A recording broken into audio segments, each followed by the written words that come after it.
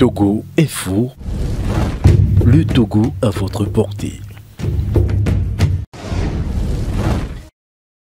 J'ai eu vent de la chose et j'ai été quelque peu mal en point en apprenant cette nouvelle.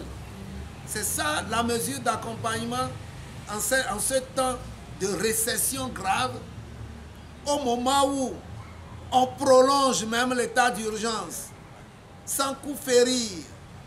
C'est ça la mesure d'accompagnement. Les citoyens vont trouver les moyens pour leur payer comment? Lorsque nos activités sont en régression, eux, ils renchérissent les coûts. Y a-t-il pas une dichotomie là-bas? Y a-t-il pas un abus là-bas? Même le fait de prolonger l'état d'urgence, c'est un abus grave de notre citoyenneté. Parce que nous disons, nous ne sommes pas malades. Ils disent, vous êtes malade. Nous disons, non, on n'est pas malade.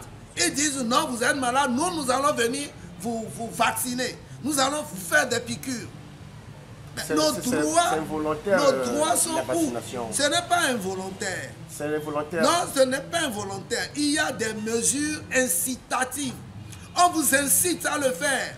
Et qui incite force d'une manière ou d'une autre. Lorsqu'on te dit que tu peux perdre ton emploi, lorsqu'on te dit que tu n'as pas accès à ton bureau ou à ton service sans le vaccin, lorsqu'on te dit que tu ne peux pas voyager, mais si tel est que tu dois voyager avant de survivre, tu vas faire quoi? Tu te diras, ah, on mourra toujours de quelque chose. Mais toi, tu vas mourir. Mais tu laisseras contaminer ta femme. Parce que techniquement, tel qu'on le dit, que le vaccin comporte, disons, de l'ARN, c'est comme un truc qui agit sur nos gènes. Et une fois que vous êtes génétiquement modifié, ben vous transmettez ça à vos progénitures. Et lorsque vous allez être ensemble avec votre conjointe, si vous êtes un homme, vous pourrez également lui transmettre ça. Cela voudrait dire que ces gens-là n'ont pas besoin forcément de vacciner tout le monde. Ils pouvaient vacciner une infime partie et puis attendre qu'avec le brassage, en 30 ans, en 50 ans, que tout le monde soit contaminé. Nous ne voulons pas nous laisser faire. Nous sommes aussi intelligents. On a tous été à la même école. Qu'on ne nous raconte pas des ragots. Et pendant qu'on écrase nos économies pour nous rendre, soumis, puisque si tu n'as pas les moyens, tu es soumis, mais on augmente encore le quotidien pour certains services qu'on doit nous rendre. Nous ne sommes pas d'accord à un moment donné. Et il faut que nous l'exprimions d'une manière ou d'une autre. Ma seule voix ne peut pas porter, mais c'est un éveil que je fais à la conscience des Togolais pour que nous puissions dire le nom collectif qu'ils veulent entendre. On ne va pas toujours se laisser faire. Mais aujourd'hui, nous n'avons aucun droit individuel.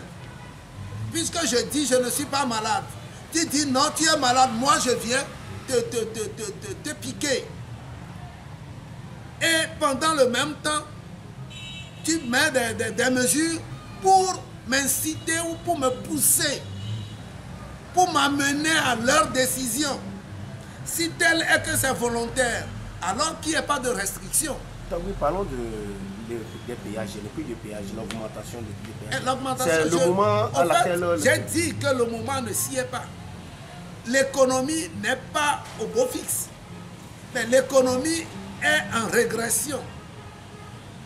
Nous sommes en grave régression. Et pendant ce temps, on augmente les coûts des services. Je l'ai déjà dit tantôt. Et ce n'est pas bien. C'est un abus également. Parce qu'on fait tout sans consulter la majorité. Il est vrai que la majorité mécanique se trouve à l'Assemblée. Et c'est à partir de cette majorité mécanique qu'on fait tout. Mais que les députés qui se disent nous représenter sachent qu'ils sont en train de poser un précédent grave à notre cohésion, à notre vie commune. Le mal que cet état d'urgence et toutes les restrictions qui l'accompagnent, le mal que cela fait à notre pays, ne le voient-ils pas ces députés? Parce que c'est en leur nom finalement que les décisions se prennent. C'est eux qui applaudissent, c'est eux qui tapent dans la main, c'est eux qui lèvent le moindre doigt. Ils n'ont plus de cœur pour tout ce qui nous arrive, pour notre misère grandissante. Et sur cette misère, on est en train de surfer. Comme si cela ne suffit pas, regardez les décisions qui s'opèrent encore sur notre dos. Le poids devient de plus en plus grandissant et il faut à un moment donné que nous crions notre ras-le-bol. Mais le Togolais ne sent-il pas cette pesanteur-là? Où sont nos opposants? Où sont-ils? Sont-ils réduits également à leur simple expression?